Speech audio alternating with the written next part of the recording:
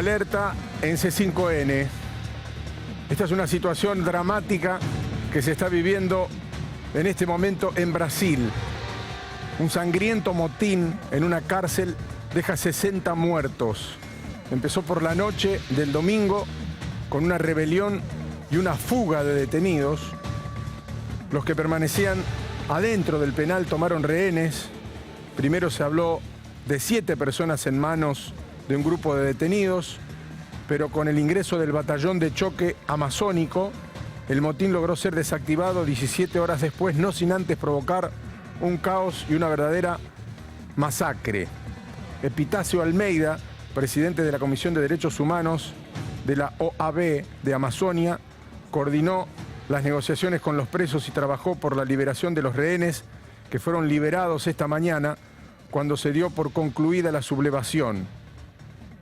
Infelizmente, estamos delante de la mayor y más horrible masacre en los presidios de Brasil, aseguró Almeida en un mensaje enviado a algunos miembros de la OAB. Pero vamos a hablar con alguien que está en Brasilia. Esto fue en Manaus, pero tiene muy buena información. Vía Skype, desde Brasil está Darío Piñotti, nuestro colega. Gracias, Darío, por atendernos. ¿Cómo estás? Buenas tardes. Un gusto saludarte, Guillermo. Buenas tardes. Bueno, contanos qué sabés. Que sí, por cierto, esta ha sido, si no la más grave de las masacres carcelarias de un país donde hay muchas. Recordemos que en 1994 fueron asesinados 111 presos en Carandiru, en San Pablo, en el centro de San Pablo. Es la más grave seguramente en lo que va del siglo y habría sido, según las informaciones hasta el momento suministradas, que no son completas y no son definitivas, pero estas proceden de la gobernación de Amazonas, cuya capital es Manaus, donde ocurrió la masacre, son al menos 60 muertos, porque se estima pudieran ser más. Y esta especulación no solo procede del gobierno provincial de Amazonas, sino de la por vos citada Organización de Abogados de Brasil, la OAB, que por otra parte no solo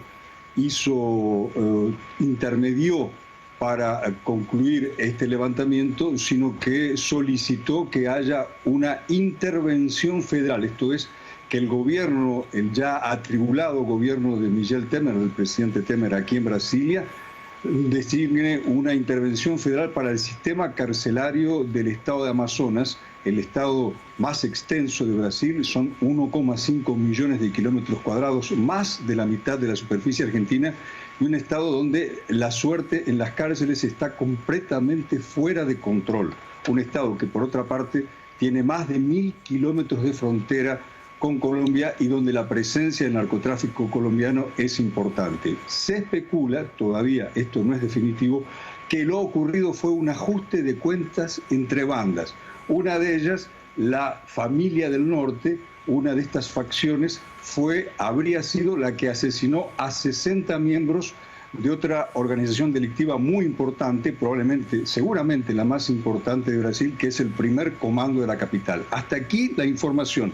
Especulaciones muchas, siendo el Primer Comando de la capital el que habría perdido 60 hombres y tratándose el Primer Comando de la capital, la organización que tiene el control de centenas de cárceles en todo el país, la alerta ya no es solo en el estado de Amazonas, sino en varias provincias de este país. Ahora, estás contando una cuestión de fondo que genera terror, ¿no? Estás hablando de una organización que controla penales, de una organización que tiene alcance nacional y de una situación que podría extenderse a otros penales en cuanto la noticia corra, que entiendo va a correr a gran velocidad en los penales, ¿no? En todo caso, es importante, Guillermo, porque a esta hora no solo las informaciones son incompletas, sino que no todas son confiables. Seamos ponderados al momento de decir lo que pasa. Lo que pasa es que hay 60 muertos y lo probable es que haya más.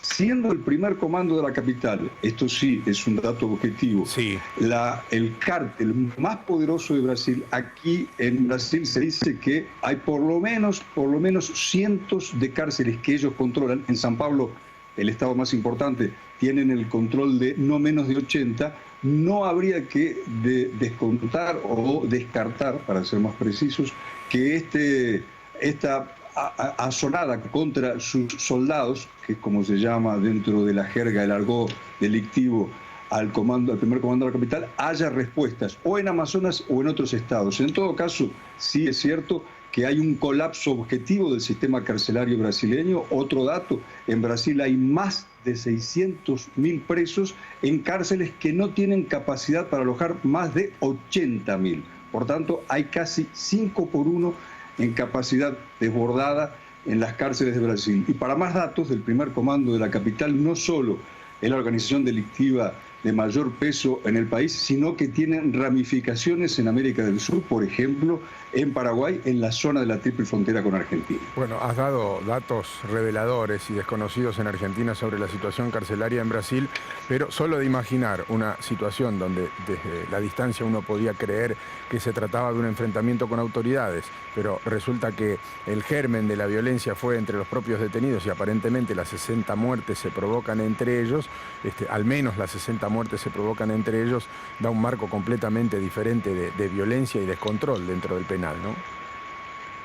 Definitivamente, al punto que, por cierto, siendo hoy 2 de enero y cuando se esperaba un día de calma política administrativa en Brasilia, no absoluta, sabemos la crisis que enfrenta el país luego del derrocamiento de Dilma Rousseff, otra vez aquí hoy la actividad no es completa, pero importante, porque tanto en el Palacio del Planalto, la sede de la presidencia, como el Ministerio de Justicia, ubicado a 300 metros del anterior, las oficinas están trabajando por completo porque es un escenario que exige una respuesta federal, y no se descarta que en las próximas horas el Ministerio de Justicia envíe funcionarios, en cuya égida están las cárceles, envíe funcionarios federales, incluso el ministro de Justicia, Alexandre de Moraes, hasta Manaus, insisto, un estado en la región amazónica, estado gigantesco de 1,5 millones de kilómetros cuadrados, en su mayoría despoblados y con una muy extensa frontera con Colombia.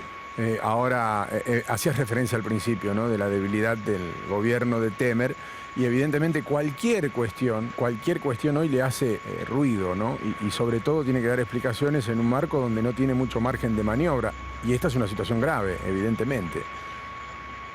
Poco margen de maniobra, y a riesgo de una digresión, mencionemos que además de la crisis en el sistema carcelario brasileño, hay un estado de, diríamos, para ser lo más técnicos posibles, disconformidad en varias de las policías estaduales, de las policías militarizadas, como se observó este fin de semana, por ejemplo, en Río de Janeiro, cuando la asociación que representa a la policía de esa provincia recomendó que no se celebrara la fiesta de Año Nuevo, en la que hubo centenas de asaltos. Y en este pedido algunos entrevieron, esta es una interpretación no objetiva, que la policía de Río de Janeiro está muy desconforme con el ajuste, como lo está también la policía de Río Grande do Sul y de otros estados. Y la policía que tiene a su cargo las comisarías de Río de Janeiro estuvo este 31 de diciembre y este 1 de enero en lo que se conoce como una huelga blanca, o lo que ellos llaman técnicamente como trabajar a velocidad de tortuga. Síntomas de una crisis que no se termina en la seguridad, pero que tiene sus ecos, sus consecuencias en este plano. Evidentemente es una situación mucho más compleja que la propia masacre. La masacre de por sí es un hecho tremendo, estamos hablando de al menos 60 muertos, pero al mismo tiempo tiene derivaciones que a esta altura pocos pueden calcular. Y entiendo que más allá de que la situación terminó en el penal con la entrada de esas fuerzas especiales, y evidentemente en ese penal hay un control, debe haber una alerta especial, como mencionabas antes, por la particularidad del hecho en muchos penales donde la situación, ya describiste, es lábil. Definitivamente. ¿Acaso sea oportuno referir a la capacidad no solo logística, no solo de despliegue del primer comando de la capital, que fue en esta masacre la víctima del ataque de sus adversarios de esta otra organización delictiva que actúa en la región amazónica? No solo ellos, te decía, controlan el grueso de los presidios de Río de Janeiro y otros estados, sino que han dado una demostración de su capacidad de fuego en varias ocasiones, pero la más recordada seguramente fue la de el primer semestre de 2006 en San Pablo, cuando ese grupo delictivo ocupó simultáneamente más de 80 presidios y al mismo tiempo puso en acción a decenas de lo que ellos llaman como células dormidas, esto es, sus ramificaciones en las favelas y en sectores y en barriadas populares de San Pablo, lo cual dejó un saldo de 600 o más muertos, porque Tremendo. Todavía hasta el día de hoy no hay una cifra definitiva en San Pablo. En 2 o 3 días, recuerdo que por entonces trabajábamos en aquella ciudad, en 2 o 3 días en los que directamente la ciudad más importante, más populosa y más rica de América del Sur quedó a merced del crimen organizado. Darío, gracias. Abrazo grande. Por nada, hasta pronto. Darío Piñotti confirmando la información entonces de este problema muy serio en este penal en Manaus, en Brasil, donde hubo 60 muertos, al menos 60 muertos, pero no fue con enfrentamiento con autoridades, sino fue en una batalla interna que finalmente lograron controlar las fuerzas federales. Pero un grupo de convictos que forman parte de una organización criminal vinculada al narcotráfico se cargó, entre comillas, la vida de 60 de sus compañeros que forman parte de otra organización que al mismo tiempo tienen ambas organizaciones representaciones en al menos 80 penales de todo Brasil, por lo que la situación evidentemente ha abierto los ojos de las autoridades. Todavía no hubo derivaciones políticas, pero seguramente las habrá con el correr de las horas y vamos a estar atentos.